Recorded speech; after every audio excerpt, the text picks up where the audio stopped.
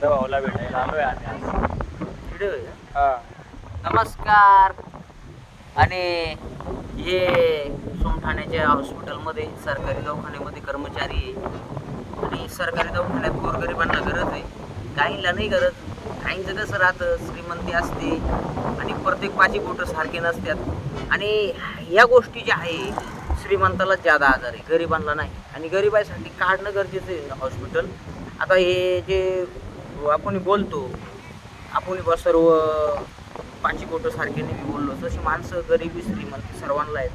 काहींना खूप पैसा आहे, काही करता नाही आले, बुलेट घेतो मोठ्यानं बुलेटच्या हारनं वाजत होत्या सिटीमध्ये ठॉ ठॉ ठॉ. आणि एक दिवस मागून डोक्यात ठोकला, याचाच ठॉ झाला. हा म्हणजे जरा मानेव आहे, आपण हाडा मासाचं बनलोय, आपण शक्तिमान नाही याचं भान ठेवा. आणि काय माहिती का, कोण दिवस येईल कायसा नाही ते याचा भरोसा. म्हणून कोणावर अन्याय करू नका आणि कोणाला त्रास होईल असं वागू नका. आणि बुलेटवाल्यांना, गाडीवाल्यांना माझं सांगणे, लहान मुलं असतात ते फटाकडे वाजू नको. तो बापाला मागं बसवून त्याच्या कानात काय वाजव, तो वारलाच पाहिजे त्याच्यावर. तो मानला पाहिजे वरून मी का काढला हा. म्हणजे हे माझं बोलणं राहू द्या. आणि असं टोचून बोलल्याशिवाय काही गोष्टी घडत नाही. आणि शेवटचे 2 शब्द बोलतो, पैसे कमी कमवा, मुलांना संस्कार द्या.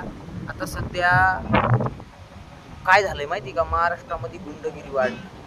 कोण कुठं कोयतीन, कोण कुठं चाकू. मुलांकडे लक्ष द्या.